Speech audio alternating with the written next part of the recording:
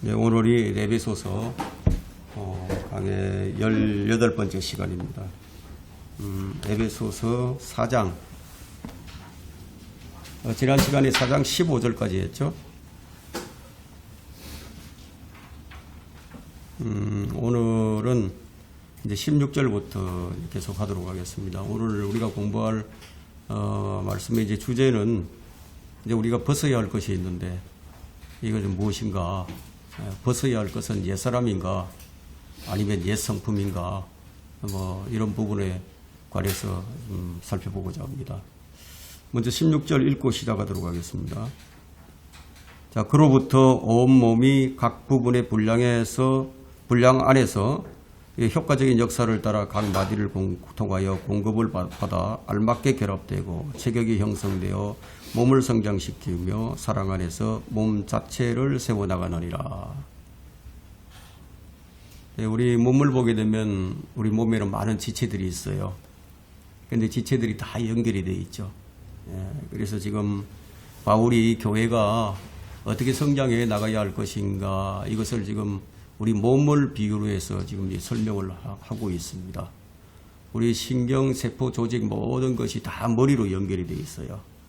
우리가 머리가 딱 끊어지면 사람은 죽는 거죠. 손발이 끊어져도 살 수는 있지만 이 머리가 끊어지면 살 수가 없어요. 그래서 어쨌든 머리에 연결되어 있어야 몸의 기관들이 이제 제대로 작동을 한다는 그런 말씀이에요. 그러니까 우리 교회도 각자가 각 지체들이 제 역할을 잘 할 때 교회가 제대로 연결이 되고 제대로 작동을 하게 된다. 그런 말씀이죠. 그래서 손이 움직이려면 머리를 통해서 움직이게 되는 거고 발도 마찬가지죠. 이렇게 각 지체가 이제 자기 분량대로 움직이기 위해서는 어디에? 머리에. 머리가 어디입니까? 15절에 보니까 그는 머리시며 꼭 그리스도시라요. 교회는 그리스도에게 연결이 되어 있어야 된다는 거예요. 이 땅에 있는 모든 교회들이 다 그리스도께 연결이 되어 있으면 참 좋겠지만 그렇지가 않잖아요. 그죠? 어떤 교회는 이제 이 머리로부터 잘려나가서 완전히 분리된 교회들도 있고 또 어떤 교회는 뭐 떨어지기 일보 직전이죠. 이제 간당간당하게 이제 붙어 있는 그런 이제 교회들도 있는 게 현실입니다. 네, 이 땅에 있는 모든 교회가 그리스도께로 이제 연결이 딱 되어 있으면 정말 그 모든 교회가 한 교회가 되겠죠. 뭐 구원받은 성도들이 아프리카에 있건 유럽에 있건 뭐 남미에 있건 어디에 있건 간에 하나가 될 수 있는 까닭이 뭐냐? 구원받은 성도는 그리스도께 연결이 되어 있기 때문이라는 거예요. 그래서 지금 16절과 같이 교회가 효과적으로 역사를 해야 된다고 합니다. 건물이 지어져가는 것 같이 이제 항상 함께 성장을 해 나가야 됩니다. 근데 그리스도의 몸은 어디서 시작이 되었습니까? 사도행전 2장에서부터 이제 시작이 되어서 성장을 해 왔는데 지금은 그때보다는 더 많은 사람들이 이 몸 안에 들어와 있죠. 들어왔고 지금은 그리스도의 몸은 더 많이 이제 커져 있어요. 이전에 비해서. 그러나 이제 15절과 이제 16절의 이제 진정한 의미는 뭐냐? 성도들이 서로 간에 알맞게 결합을 해야 된다는 거예요. 그래서 체격이 형성이 되고, 그래서 몸을 성장시켜 나가는데 교회가 주력을 해야 된다. 이것을 이제 말하고 있습니다. 단순하게 교회 회원들을 늘려 나가는 것이 그것을 말하는 게 아닙니다. 그럼 교회가 왜 세워졌는지, 교회가 이 세상에서 왜 필요한지, 왜 교회가 존재를 해야 하는지를 알지 않는다면은 세상과 하나도 이제 다를 바가 없죠. 그런 교회로 전락할 수밖에 없다는 거예요. 그럼 무엇 때문에 우리 교회가 우리가 교회가 되었느냐 한번 생각을 해보세요. 우리가 되었다면 그러면 세상과 구별되어야 하는 까닭은 무엇인가요? 어떻게 구별되어야 하는가요? 어떻게 해야 교회다움을 잊지 않는 건가요? 자, 이게 오늘 우리 본문을 통해서 깨달아야 할 것들입니다. 뭐 대단한 일을 해야 하는 게 아니에요. 우리가 교회다움을 지키는 일이란 무엇보다도 우리 존재됨이 뭔가 이걸 알아야 된다는 거죠. 우리가 모두 믿음의 하나됨과 그리스도를 아는 지식의 하나됨에 도달하는 것임을 알고 우리 모두가 다 그리스도의 충만하심의 그 장성한 분량에 이르러서 온전한 사람이 되어야 한다. 이것을 말합니다. 이제 그렇게 되면 어떻게 되느냐. 말씀이 이제 나를 이끌어가기 시작합니다. 말씀이. 그렇게 되면 이제 사랑 안에서 이 몸 자체를 세워나가는 이제 사람이 된다는 거예요. 이제 바울이 이제 실제적인 그리스도인의 생활을 이제 다루기 시작을 합니다. 그 서두가 뭐냐면 17절을 보세요. 17절. 자, 그러므로 내가 이것을 말하고 주 안에서 증거하노니 너희는 더 이상 다른 이방인들처럼 허망한 마음으로 행하지 말라. 다른 이방인들처럼 행하지 말라는 거예요. 이것을 골자로 해서 바울은 실천적인 믿음을 이제 다루기 시작을 합니다. 말하자면 너희는 이제 옛사람을 벗고 새사람을 입었다. 그러니까 거기에 걸맞게 행동을 하라는 거예요. 그리스도인답게 살아라. 이 말을 하고 있는 겁니다. 바울은 자신의 경험한 믿음, 자신이 경험을 했어요. 이 모든 것들을. 그가 받은 계시들이 있죠. 또 그의 풍성한 지식이 있죠. 이 교회가 시작된 이후로 가장 예수 그리스도를 잘 믿는 참 믿음을 가진 사도 바울이 이 다른 형제들을 이렇게 볼 때 참 답답했겠죠. 답답했을 거예요. 왜 저렇게 행할까? 왜 바르게 살지를 못할까? 아마 굉장히 답답했을 거예요. 왜냐하면 진짜를 가진 사람이요. 가짜를 가지고 진짜로 알고 있는 사람을 보게 되면 매우 답답함을 느끼게 되죠. 어리석다 이런 생각이 든단 말이에요. 바울은 아마 그런 심정으로 에베소 서신을 이제 기록을 했을 겁니다. 우리는 이 바울의 서신서를 통해서 이 교회를 향한 그의 마음이 어떠한가를 발견할 수 있어야 됩니다. 그리스도 안에 있는 이상적인 교회.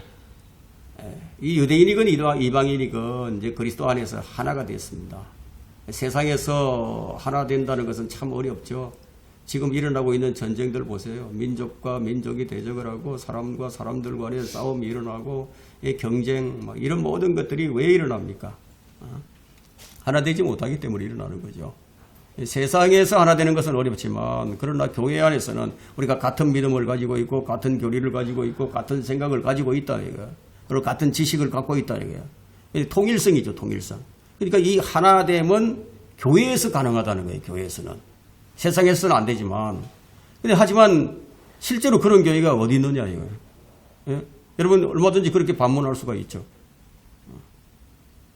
여러분 이제 그러나 1세기의 예루살렘 초대교회는요. 이런 하나됨을 그야말로 완벽하게 보여줬습니다. 사도 바울은 에베소 교회를 향해서 특별히 이제 회심을 한 이방인 개종자들이죠. 너희들도 얼마든지 이제 하나됨을 보일 수 있다. 그 충만함을 드러낼 수 있다. 이게 바울의 이제 이 메시지예요, 지금. 그래서 이방인 교회가 이 아름다움을 드러내는 것, 그걸 어떻게 드러내야 하는가? 그게 지금 17절에서 말하는 너희는 더 이상 이방인들처럼 허망한 마음으로 행하지 말라는 거예요. 그건 이전에 너희들이 충분했다는 거죠. 이 말의 의미는요, 유대인이나 이제 이방인이나 주 예수 그리스도를 믿음으로 말미암아 하나님의 은혜로 이제 한 몸이 되었지만, 그럼에도 지금 다른 이방인들처럼 이렇게 말하고 있는 것을 볼 때, 이 구원받은 에베소 이방인들이 여전히 이방인임을 알 수 있는 거예요. 구원받았지만 영적으로는 이제 하나가 됐지만, 그러나 실제적으로 볼 때는 여전히 이방인이죠. 그럼 왜 우리가 이방인이라고 불리는지 아십니까? 이방인으로 불리는 이유가 있어요. 에베소서 2장 11절 한번 보세요. 11절 보시게 되면 그러므로 너희는 육체에 행한 할례자라 불린 자들에 의하여 육체에 행한 할례자 그러니까 유대인들이죠. 아브라함의 이 육체 혈통들 그러니까 그 할례를 받은 이 유대인들에 의해서 과거에는 육체로 무할례자라 할례를 받지 않은 그런 이방인들 무할례자라고 불린 이방인들이 있었음을 기억하라. 그러니까 이방인이란 뭡니까? 이 이방인이라는 명칭이 언제 누구에 의해서 불려졌느냐 하면 바로 이 할례받은 유대인들에 의해서 불려지게 되었다는 것을 알 수 있는 거죠. 그래서 여전히 우리는 이방인들이다 얘기야. 이방인. 그런데 다른 이방인들처럼 그렇게 하지 말라는 거예요.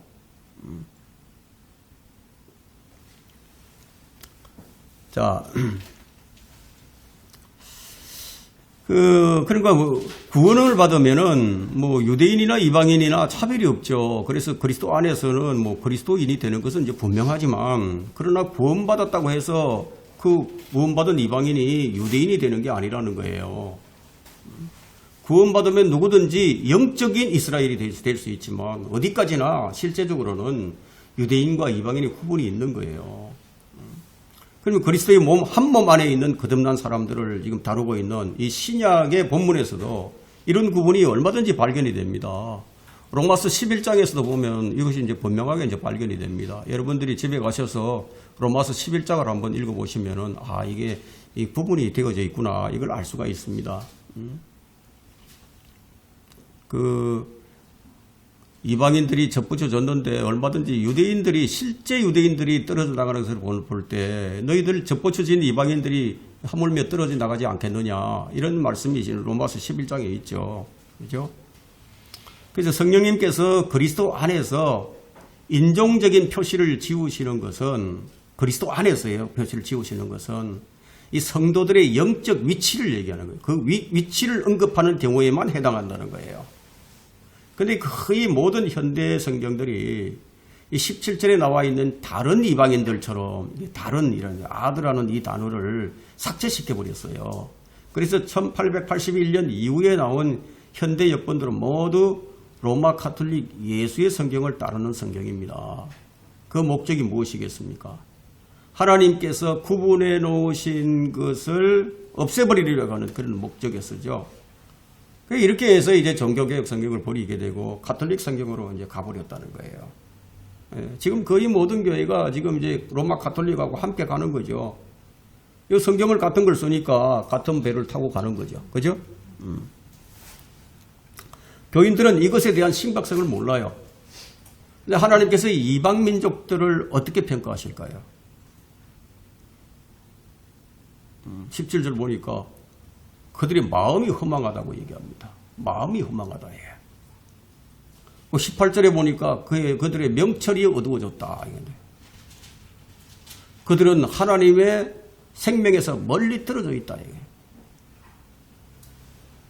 이것은 그들 안에는 하나님을 아는 지식이 없기 때문에, 무지가 있기 때문이라는 거예요.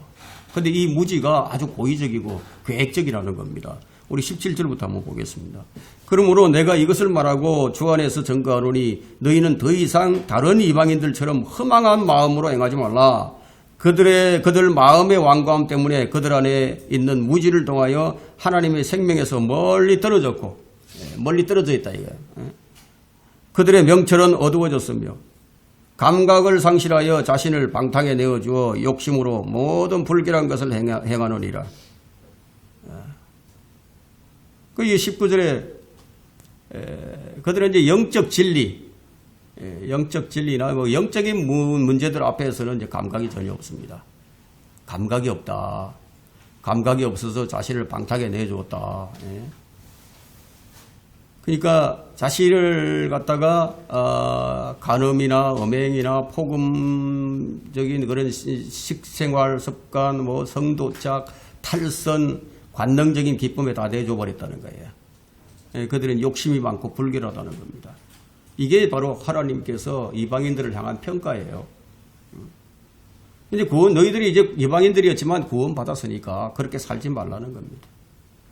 오늘 이 바울은 재차 우리에게 그리스도인으로 살아가는 모습, 세상과 다를 수밖에 없는 이유, 달라도 너무나 다를 수밖에 없는 그 이유를 지금 설명해 줍니다. 바울은 이 교회가 세상과 전혀 다른 것, 이방인이 사는 방식으로 살지 않는 것, 그게 교회라고 말을 합니다. 그게 교회다. 이게 사도 바울이 어떻게 이렇게 확신에 찬 마치 간증을 하듯이 확신에 차서 이런 말을 할 수 있었을까요? 자신이 그렇게 살았기 때문이에요. 그가 주님을 만난 후에 이전에 자신의 삶이 어떠했는지 그 자신이 너무 잘 알기 때문에, 이전에는 그가 썩어 없어질 것들을 위한 삶을 살았죠. 출세를 위한 삶을 살았고 성공을 위한 삶을 살았고 이런 세속적인 삶이 모두 어디서 나오느냐? 허망한 마음에서 나오니까 다시 그런 삶을 살지 말자. 여러분, 허망하다는 것은요, 그 무엇을 의미하느냐 하면 어떻게 표현하면 좋을까요? 내가 참 정말 가치 있다고 이제 생각을 하고, 그래서 그 가치를 향해서 정말 사력을 다해서 그렇게 살았는데, 나중에 가보니까, 이게 내가 생각했던 것만큼의 가치가 없더라는 거예요. 여러분, 이게 얼마나 허망하겠습니까? 이것을 바울이 이제 경험을 했죠. 경험을 하고 나니까 어떤 고백을 하게 됩니까? 빌립보서 3장 7절 한번 보세요. 뭐라고 얘기합니까?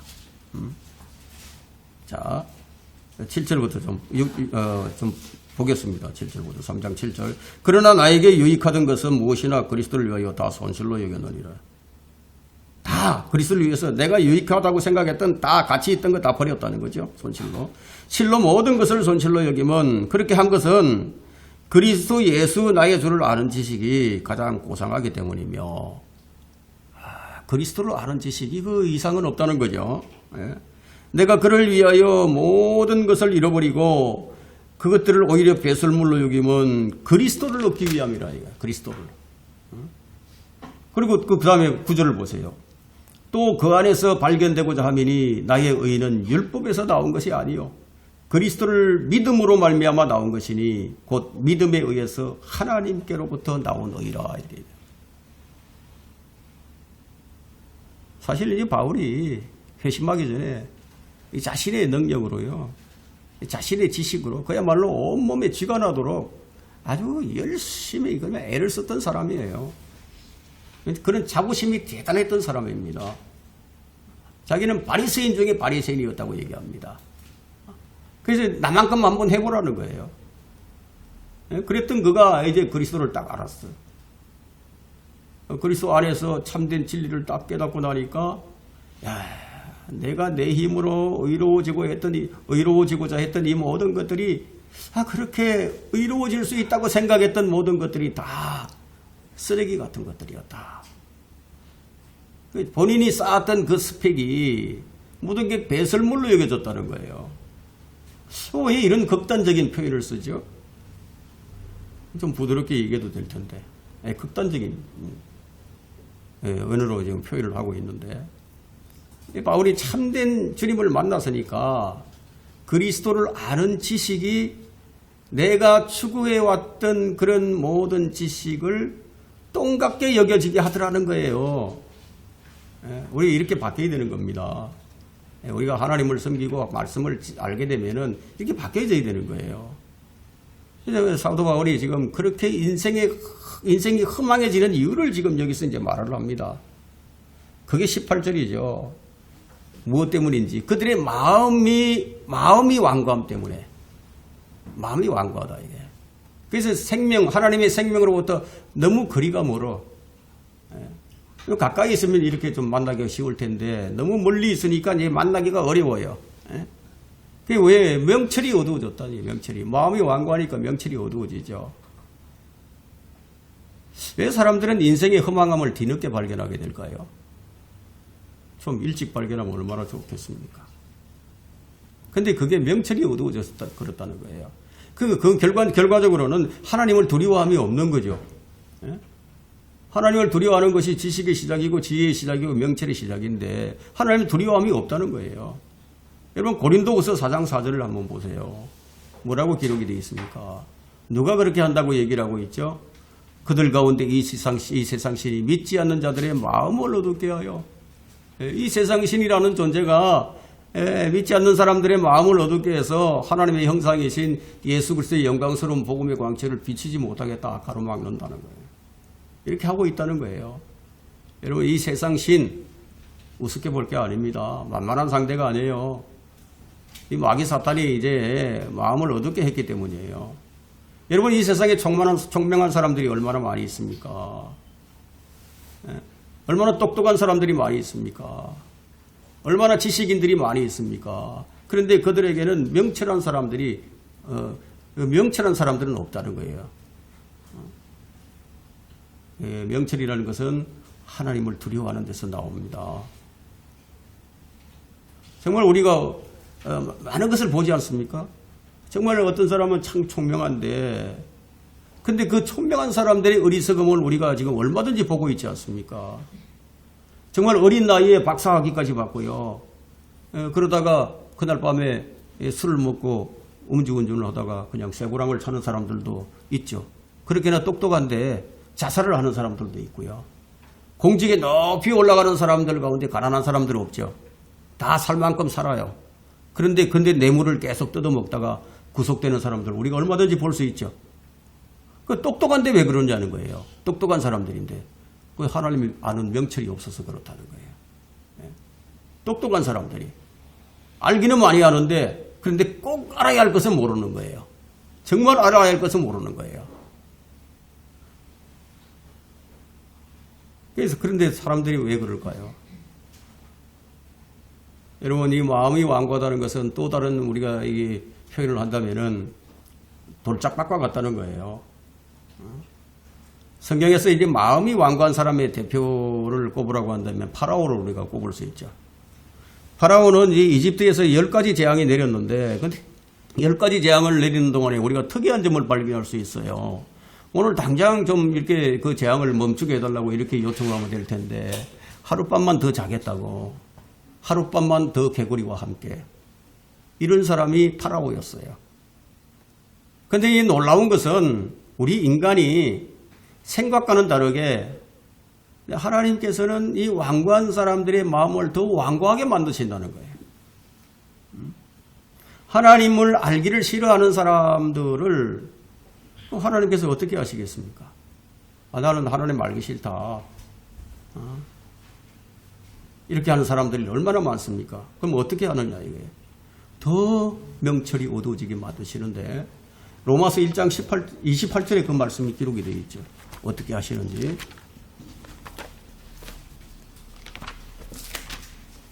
로마서 1장 28절을 보게 되면요.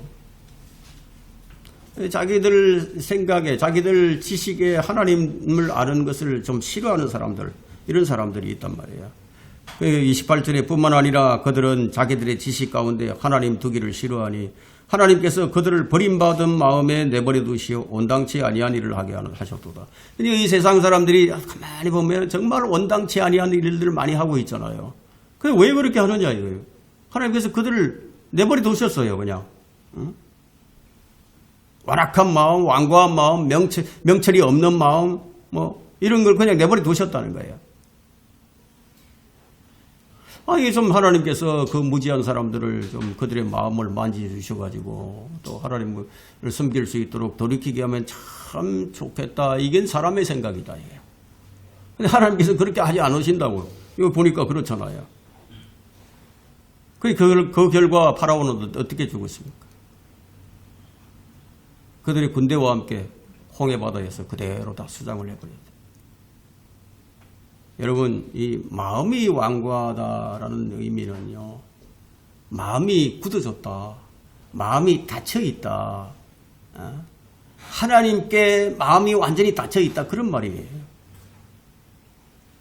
그런 사람에게 아무리 하나님을 얘기하고 그리스도의 복음을 뭐 전해봐도 복음이 안 들어가요. 이거 마음이 닫혀있는데 어떻게 복음이 들어갑니까? 근데 그런 사람은 하나님께서 네 마음대로 살라고 그냥 내버려 두신다는 거예요. 그것도 자비예요. 금방 거두어가지 않으시고 그냥 내버려 두는 것은 그래도 혹시 또 기회가 될 수도 있으니까. 자, 이게 하나님께만 마음을 닫고 있지. 근데 어디에 마음이 열려 있습니까? 그 사람들 보면. 세상 정보에는 마음이 쫙 열려 있어요. 예? 어떻게 돈 버는 법, 이런 걸 어떻게 잘하는지 그냥 마음이 열려가지고요.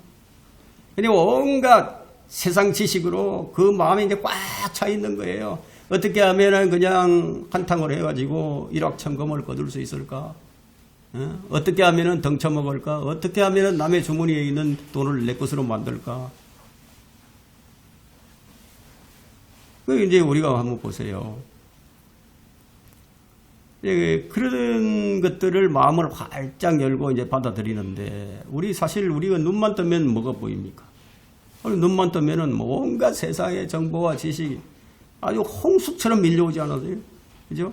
이거 핸드폰 하나 가지고 뭐 다 하니까 요즘은. 여러분 심지어 엘리베이터 안에 한번 보세요. 엘리베이터 안에도 그냥 뭐 전광판이 있어가지고 광고를 해야 되고 뭐 그런 문화에 젖어서 살다 보니까요. 이제 하나님을 아는 명철이 점점 더 어두워질 수밖에 없는 거죠.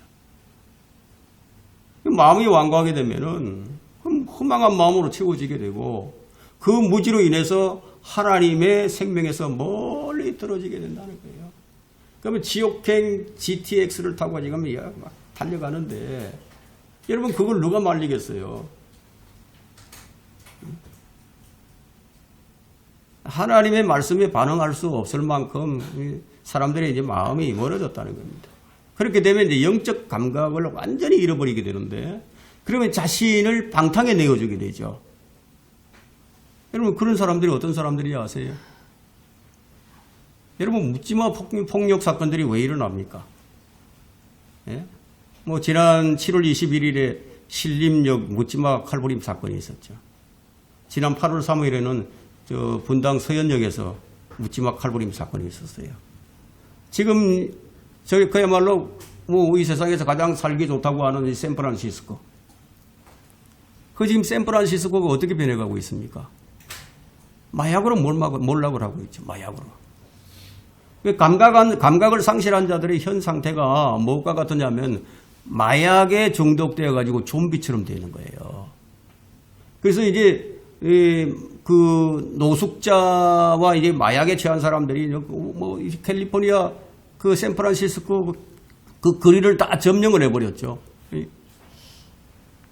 여러분 그 이상한 몰골을 해가지고요. 그냥 이상한 몰골을 하고 그냥 우두커니 서 있는 웅크리고 있는 사람 막 이런 모습들을 보잖아요. 감각을 완전히 상실해 버렸어요. 온갖 범죄가 일어나는 그런 도시로 전락해 버렸다는 거예요. 여러분 TV에서 보여주는 이 유혈 테러 사건이라든가 살인이라든가 암살, 고문, 가학성, 변태 성욕, 뭐 동성연애, 폭력 이런 것들에 사람들이 다 노출이 되어 있다. 그러다 보니까 더 방탕한 자들이 이제 더 많이 나오는 거지. 자연스러운 이런 감정이 상실이 돼가지고 심지어는 자기 아기를 살해하고 먹기도 한다는 거예요. 낙태 아기를 먹는 거예요. 그들은 불길한 자들에게 이렇게 얘기를 합니다. 그게 무슨 상관이냐고. 마약을 좀 하면 어떠냐고. 뭐 그런 거 좀 먹으면 어떠냐고. 그걸 한다고 해서 무슨 큰일이 나는 것도 아닌데. 아, 그런 걸 바로잡아야 되지 않겠느냐. 왜 그걸 내버려 두느냐. 하고 이 정치인들에게 얘기하면은 정치인들도 그렇게 얘기한다는 거예요. 뭐 그건 어디 하는 부분인데, 예? 명철이 없어서 눈이 멀어서 진리를 볼 수 없기 때문에 이렇게 말하는 겁니다. 예, 그건 어떤 관점에서 보느냐에 따라서 달라진다고. 예, 중요한 것은 그것을 보는 사람의 관점의 차이이기 때문에 뭐 그걸 그렇게 대수롭지도 않게 생각을 한다는 겁니다. 교회란 그리스도의 몸으로서요. 머리이신 그리스도와 붙어 있는 거예요. 세상 사람들의 가치를 가진 공동체가 아니라 머리이신 구주로부터 지시를 받고 있는 공동체예요. 육신의 생명을 생각하는 공동체가 아니라 이 육신이 다 소진을 하더라도 우리가 얻게 될 영원한 생명을 생각하는 공동체라는 거예요. 이걸 계속 생각하고 내가 이걸 계속 묵상을 하게 되면은 어떻게 됩니까? 교회가 강성한 교회로 성장한다는 게. 오늘날 왜 교회가 이 지경이 되었습니까? 여기 나오는 너희는 더 이상 다른 이방인들처럼 허망한 마음으로 행하지 말라. 이 명령을 무시했기 때문에요. 그리고 허망한 것들을 추구하고 살기 때문에 교회가 이렇게 돼버린 거예요. 로마서 1장 21절은 이런 말씀이 있죠. 이는 하나님을 알되 하나님께 합당한 영광을 돌리지 않고 하나님을 아는데 합당한 영광을 돌려야 되는데 안 한다는 거예요.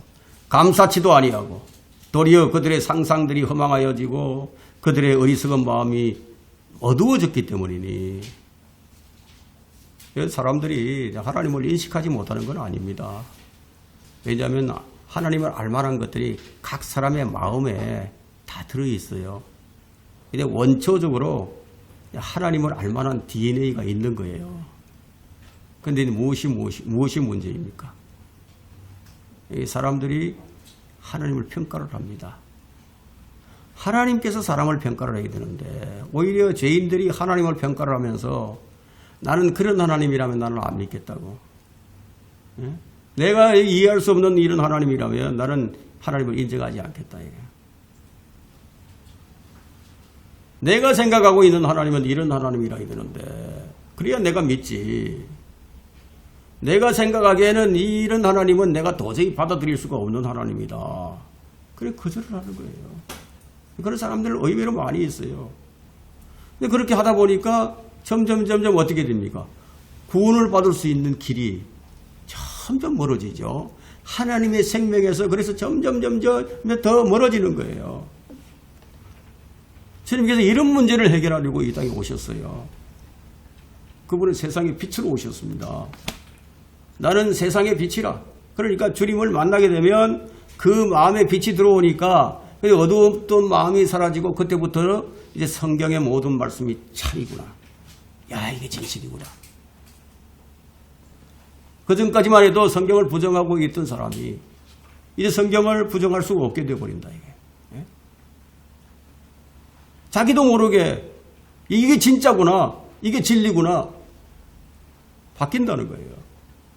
그 빛이 임하게 되니까 어두운 마음이 사라지고 이 어둡던 게 깨달아지는 거죠. 빛이 임하게 되면 내 죄가 깨달아지는 거예요. 빛이신 예수 그리스도를 만나니까 바울이 뭐라고 얘기를 했죠? 나는 죄인 중에 괴수라고. 이게 깨달아져야 된다는 거예요. 빛이신 말씀이 내 안에 들어오니까 이제 그전에는 안 보이던 죄들이 속속들이 다 보이기 시작하는 거예요. 눈에 비늘이 딱 벗겨져서 소경의 이제 광명을 찾게 되는 것처럼. 그래서 예수님께서는 나는 빛이라, 세상의 빛이라. 이 빛을 누가 얻습니까? 요한복음 1장 12절에 따르면은 그를 믿는 자들에게, 그를 영접하는 자들에게 나는 세상의 빛이라 나를 따라오는 사람들은 결코 어둠 속에 다니지 아니하고 생명의 빛을 얻으리라. 나는 길이요 진리요 생명이라. 그분만이 유일하다는 거예요. 예수님은 우리를 어둠에서 불러내어 우리로 그 빛으로 들어가게 하신 분이죠. 예수님께서 이 사울을 부르시고요. 첫 번째 하신 게 무엇입니까? 그의 눈에서 비늘이 비껴지게 한 거죠. 소경에서 눈을 뜨게 하여 진리를 보게 하신 거예요. 그리고 어둠에서 있으면서 그리고 그 어둠이 뭔지를 모르는 사람들, 그 어둠이 뭔지를 알게 하시고 참 빛으로 불러내시는 분이 바로 우리 주님이시라는 거예요. 우리 본문으로 들어와서 19절 다시 봅니다. 근데 감각이 없어요. 감각을 상실해서 느낌이 없어요. 아파도 아픈 줄을 몰라요. 아프면 아픈 줄 알아야 되는데 그걸 모른다니까요. 눈을 감았는데도 보는 줄 알고 있어요. 누구라도 하나님을 감지하려고 하면 하나님께서는 만나주시는 분이신데 근데 감각이 없어요. 그러니까 이제 감지할 능력이 사라진 것을 말하는 거죠. 여러분 사도행전 17장 21절에 가서 보게 되면요. 사람들이 하나님을 감지하려 하면 만나리니 그분은 각 사람에게서 멀리 떨어져 계시지 아니하신다고 말씀하고 있어요. 사람이 원하기만 하면 하나님은 만나주시는 분이에요. 그런데 마음의 완고함 때문에 그 안에 하나님을 거부하는 그런 무지 때문에 하나님의 생명에서 너무나 멀리 떨어져 있다. 감각이 완전히 없어져 버렸어요. 여러분 그리스도인들도 양심이 화인 맞으면요 이렇게 될 수 있어요. 그리스도인들도 마귀의 교리들을 따를 수 있어요. 지금 이게 이 시대의 현상입니다. 바울이 디모데 전서 4장 1절에서 이런 말씀을 하죠. 이제 성령께서 분명히 말씀하시나니 마지막 때에 어떤 자들이 믿음에서 떠나 미혹하는 영들과 마귀들의 교리들을 따를 것이라고. 지금 정확하게 지금 이렇게 이루어져 가고 있어요. 믿음에서 떠나게 되면 어떻게 되느냐? 그들 자신의 양심이 화인을 맞죠. 그래서 위선으로 거짓을 말하게 됩니다. 그 믿는 자들이 감각을 상실해가지고 미혹하는 영을 분별하지 못하고 오히려 그들을 따라간다는 거예요. 바울이 그래서 뭐라고 얘기합니까? 오늘 본문 말씀 20절에 보게 되니까 그러나 너희는 그렇게 배우지 아니하였느니라. 예?